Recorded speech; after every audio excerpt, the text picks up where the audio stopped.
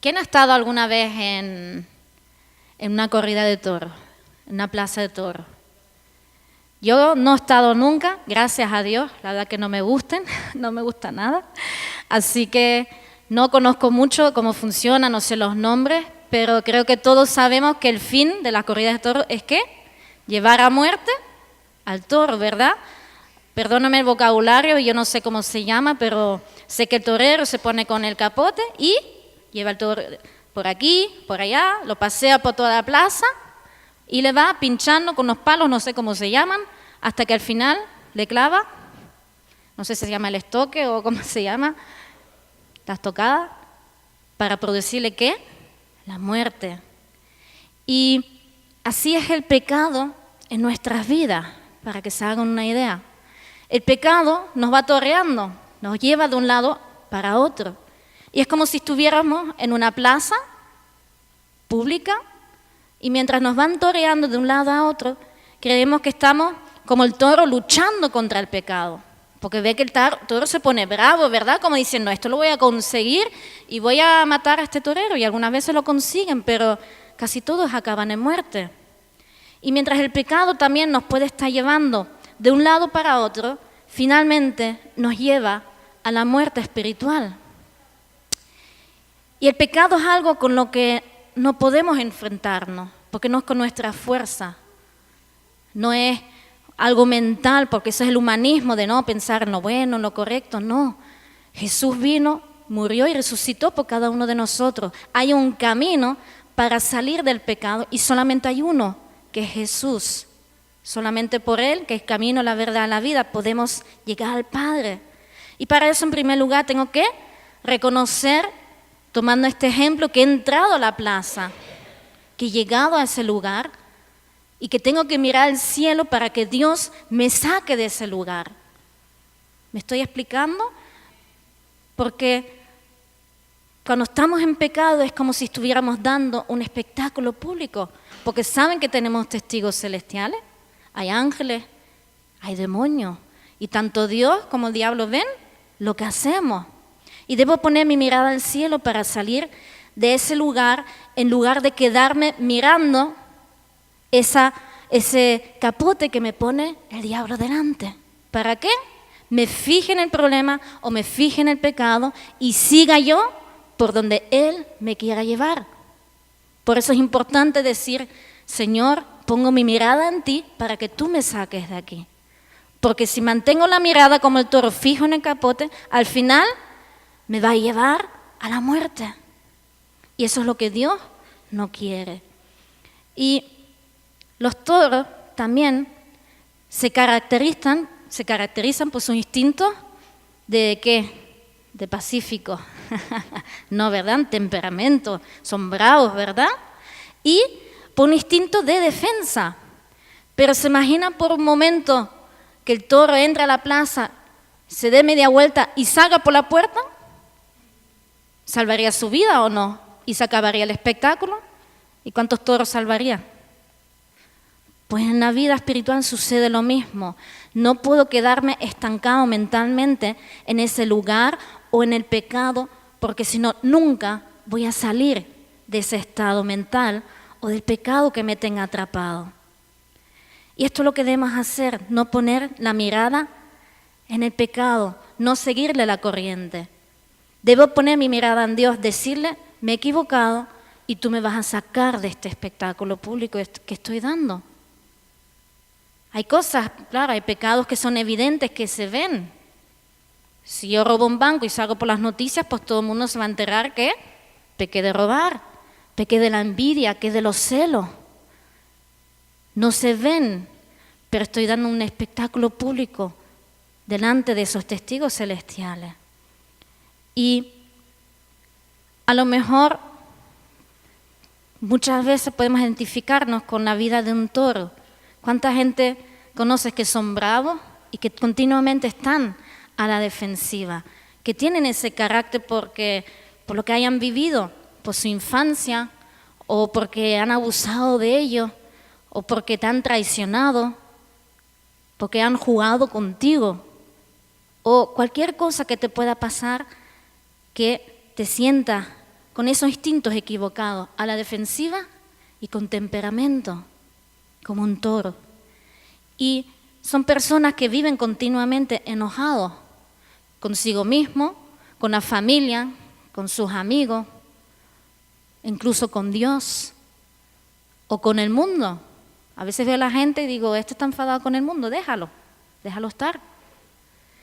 Vamos a leer Eclesiastés 7:9, dice así: no te apresures en tu espíritu a enojarte, porque el enojo se anida en el seno de los necios. Qué importante es este principio. A lo mejor tú dices, bueno, yo no me enojo, pero si buscamos los sinónimos, podemos estar hablando de enfado, de encolorizar, enfurecer, de exaltarme, exasperarme, excitarme, cabrearme, indignarme, irritarse o estar molesto. ¿Cuántos se identifican a lo mejor con alguno de estos síntomas? Pues dice la palabra, no te apresures a eso, a indignarte, a molestarte, a enfadarte. No tenemos derecho a ello. O como decimos aquí, no seas fosforito, que lo tocas así, ¡fum!, se enciende y enseguida se consume. Y a mí personalmente me costó mucho entender esto, porque yo era una persona que me ofendía fácilmente, pero yo no sabía el por qué. Yo veía alguna injusticia, bien en donde estudiaba, donde trabajaba o por la tele, y yo enseguida me ardía por dentro un fuego que yo quería acabar con la situación, aunque la cosa no iba conmigo, ni me pedían opinión. Imagínense si la cosa sí iba conmigo o con algún ser querido, pues ya la cosa cambiaba a peor. Y cuando conocí el camino del Señor, sabía que esto estaba mal. Y decía, Señor, yo sé que esto está mal, me ofende, me molesta tantas cosas. Entonces yo me metía en el trabajo de tener que perdonar a las personas. Y ¿saben qué? Eso cuesta muchísimo trabajo y esfuerzo y agota física y mentalmente. Porque cuando somos fosforitos o rápidamente nos molesta cualquier cosa, estamos continuamente como el toro, pendiente de esa capota, pendiente pues del pecado, pendiente de lo que me molestó, pendiente de la persona. Y eso es un problema que agota porque todo tu cuerpo trabaja alrededor de ese problema. La mente no sale de la plaza, se queda allí luchando con el problema cuando tiene que salir de allí. Hasta que te agota y finalmente te puede llevar a la muerte espiritual si no te das cuenta. Entonces es algo que yo no me daba cuenta muchos años. Yo decía, bueno, me molesté, me ofendí, ya le perdoné. Como cristiana yo cumplo. Pero eso a la larga te agota, como decía antes. ¿Por qué sucede esto? El problema del fondo, como dije antes, no lo dije antes, lo digo ahora, no son los demás, están nosotros. Y aquí es donde nos cuesta reconocer un poco que el problema está en nosotros. Son nuestras inseguridades, nuestras frustraciones, nuestra baja autoestima, muchas cosas que venimos arrastrando que hace que lleguemos a ese punto de molestarnos, de enojarnos. Y aunque me convertí teniendo casi 17 años, bien jovencita, el otro día, tampoco pude recibir mi identidad en Cristo, porque en mi espíritu habían raíces de amargura.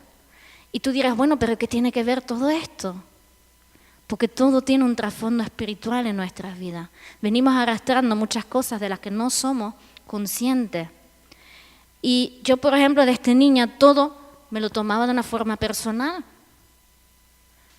De hecho, con 6 años me venían pensamientos de cómo escaparme de casa, hasta de quitarme la vida. Y yo sé que eran evidentemente demonios toreando mi plaza, intentando acabar con el propósito que Dios tenía para mí. Pero como el diablo lo intentó conmigo, puede suceder también en la vida de cada uno de ustedes, si no le cortamos la entrada a tiempo. Y yo, conforme iba creciendo, en lugar de reconocerlo, levanté una muralla a mi alrededor Y yo decía, pues para que no me hagan daño, levanté una muralla de orgullo, de justificaciones y de autolamentación. Y no es que iba continuamente llorando o quejándome, no, pero dentro de mí decía, bueno, pobre de mí. Yo decía, bueno, si mis padres hubiesen tenido más dinero y hubiésemos podido estudiar, me hubiese ido mejor en esto. Y al final, lo que achacaba la culpa a todos los demás, mis malas decisiones. Porque el día de mañana, cuando nos presentemos delante de Dios, ¿tú crees que te va a preguntar en qué familia naciste? No, ¿verdad? O te va a preguntar en qué lugar naciste. Ay, mi niño, naciste en África, naciste pobrecito, ven para acá. No. Te va a decir, ¿qué hiciste con lo que yo te di? ¿Qué hacemos con lo que Dios nos ha dado? El otro día me impactó mucho un testimonio de una gran sierva de Dios, Joyce Meyer. Ella sufrió abusos por parte de su papá durante toda su niñez hasta los 17 años. Ella ya tiene, no sé si tiene 60, 70 años, pero está predicando con poder la palabra de Dios. Y ella dice, hoy yo puedo decir que en todo momento yo agradezco a Dios, no por lo que me pasó, sino por la cantidad de personas que hoy puedo ayudar, porque yo salí de eso. Salí de autocompadecerme, salí de tantas cosas, porque cuando ella se casó, dice, ella seguía haciendo daño a su familia, porque damos de lo que tenemos. Y muchas veces decimos, no, mis hijos no van a pasar lo que yo pasé, y vamos y repetimos los mismos errores que nuestros padres, y a veces hasta peores. ¿Pero por qué? Porque no sabemos venir delante de Dios y decirle, Señor, perdóname, mira mi actitud, mira lo que estoy teniendo, yo sé que esto no te agrada, ayúdame. Él nos va a ayudar. Y así les puedo dar una larga lista de autocompasión. Pero la cuestión es que un día, analizando mi vida y haciendo cristiana y todo, me di cuenta que no era normal. Porque sabes una cosa, cuando creces con una actitud, desde pequeño, con un comportamiento, lo ves como algo normal. Y conozco muchísima gente que están en camino del Señor, que el Espíritu Santo le está diciendo, cambia esto en tu vida, cámbialo, cámbialo, cámbialo. Y no dan el paso porque no lo reconocen. O les duele, o porque nos salta el orgullo por todos lados.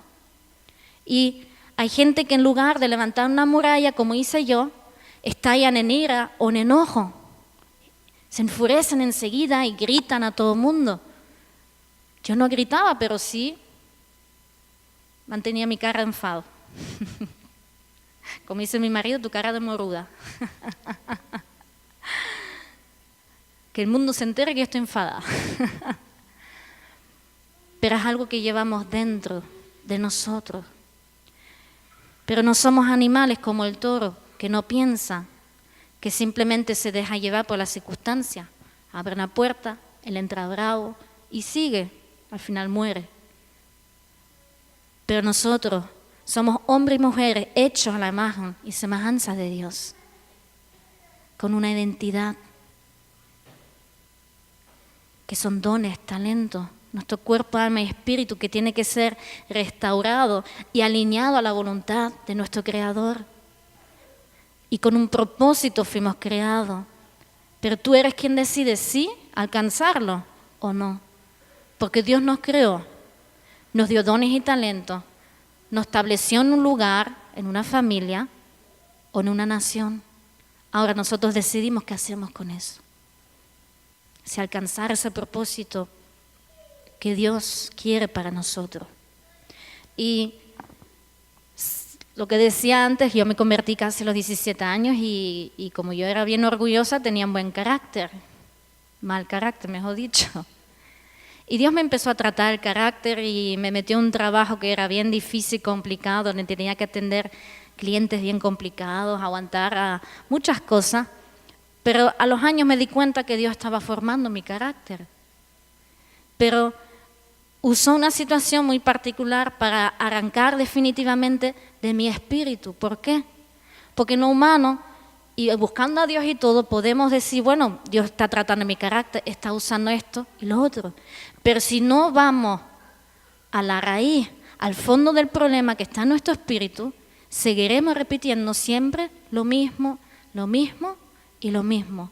Tenemos que ir a la raíz del problema. Y Dios usó, no hace mucho, una situación bien particular para arrancar definitivamente esa raíz. Que había tratado mi carácter y me acuerdo, ya estábamos llevando a la iglesia y teníamos un amigo creyente.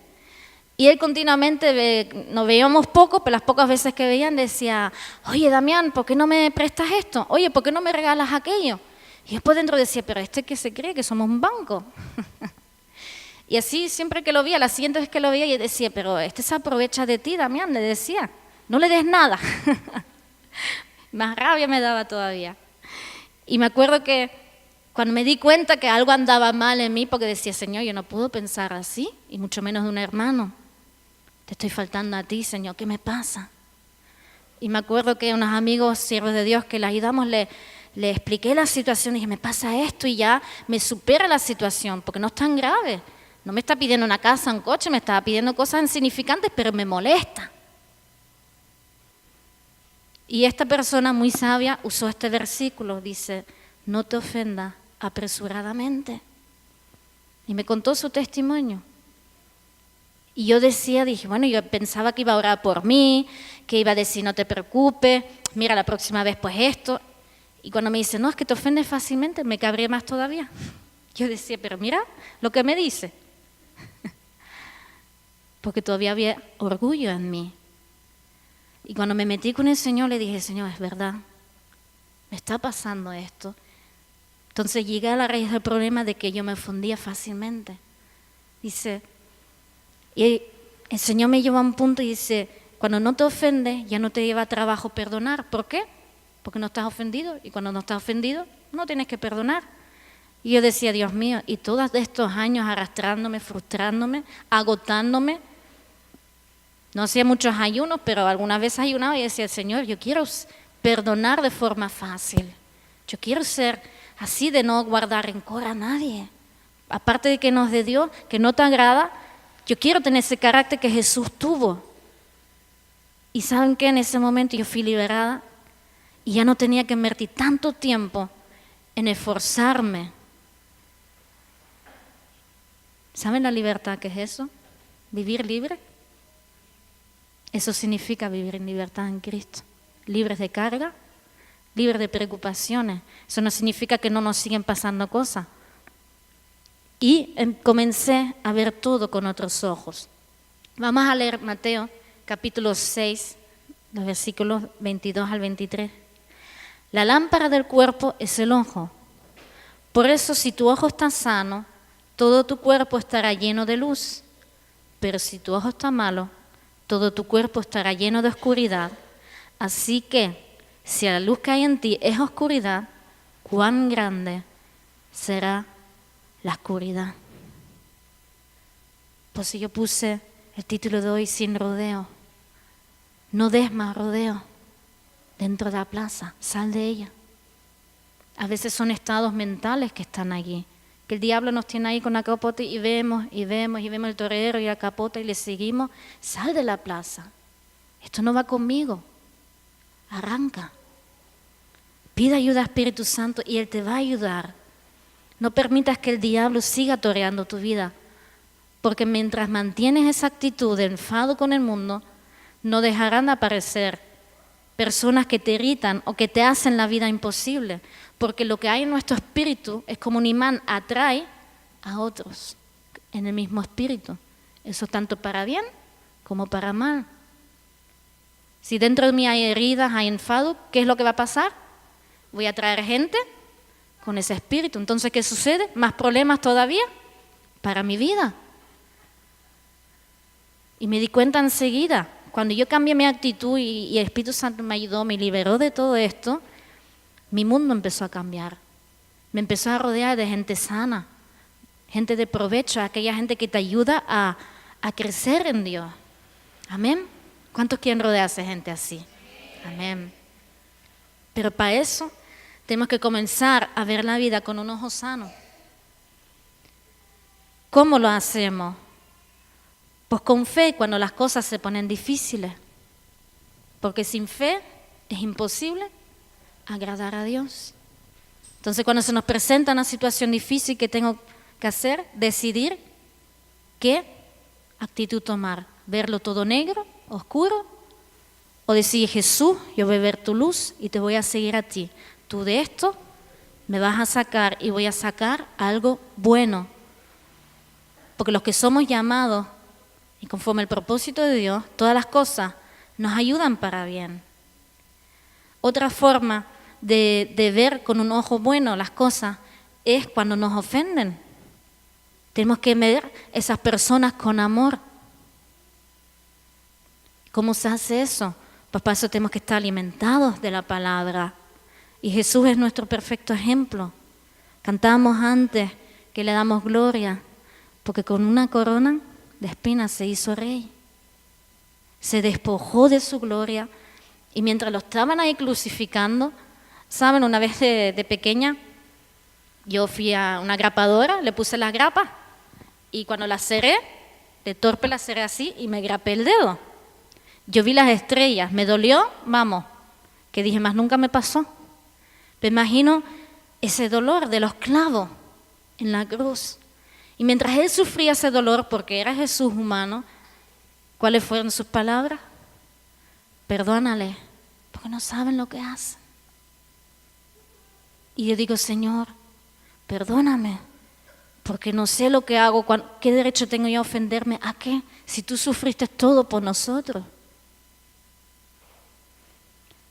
Ver con buen ojo es con buenos pensamientos cuando te critiquen o cuando te llega, mira, es que fulanito dijo o tal. Si es que te han criticado, porque a veces la gente se inventa cosas. O a veces las mujeres con ese discernimiento, ¿viste cómo me miró? Su mente está pensando eso, porque yo tengo discernimiento. Pero la palabra dice, pensad en lo bueno, edificante, en lo que es para provecho. Entonces, buenos pensamientos. Cuando te critiquen, pues mira, si lo ha dicho, pues algo será. O a lo mejor como el juego del telefonillo, que lo hicimos con los niños en la clase, que dices algo leído, y al final, nada que ver con lo que dijo el primero. Pues así son los chismes. A lo mejor yo dije, ay, ¿viste a Yani cómo vino vestida? Para bien. Y el otro día dice, ay, la pastoría dijo, ¿viste cómo vino Yani de vestida?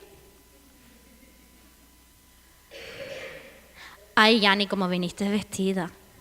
Ay, Yani, ¿cómo viniste vestida? Estoy diciendo lo mismo con diferentes entonaciones y ya la interpretación de cada uno. ¿Cómo viniste vestida, mi niña? Muy guapa. Con humildad, cuando cometen injusticia contra ti. Así demostramos a Dios que estamos confiando en Él y no en nuestras habilidades para defendernos. Porque cuando nos defendemos ante las injusticias, ¿sabes qué pasa? Que Dios se retira, dice, bueno, pues allá tú. Pero que nos ponemos a un lado y yo digo, Señor, yo voy a morir, yo voy a callar y yo voy a esperar en ti. Entonces Él es quien hace la justicia y Él siempre sabe hacer las cosas mejor que cualquier otra persona. Y así demostramos a Dios que estamos confiando plenamente en Él. Y también es lo contrario a la baja autoestima, porque estimo quién soy, sé quién soy. Yo sé que soy un hijo, yo sé que soy una hija de Dios. Tú no me vas a dejar desamparada. Tú estás aquí conmigo y eso es fe, es confiar y declarar y vivirlo. Amén. Verlo con vuestros buenos ojos. ¿Cómo se consigue? Fácil, ¿no? Reconociendo nuestra debilidad y pidiendo ayuda al Espíritu Santo. Eso es lo primero. Dice confesar el pecado. Y a veces decimos, bueno, pero mi debilidad, ya yo me confesé con Dios. Pero qué bueno es buscar muchas veces la consejería pastoral. En muchos aspectos. Lo siguiente es también la relación, por supuesto, con el Espíritu Santo. Una relación sincera y diaria. Conozco familias que están discutiendo en la casa, están peleando y luego vienen aquí a la iglesia. No, gloria a Dios, aleluya. Señor, tú eres santo. Y cuando vuelven a casa, otra vez lo mismo. No, hay que solucionar y resolver los problemas.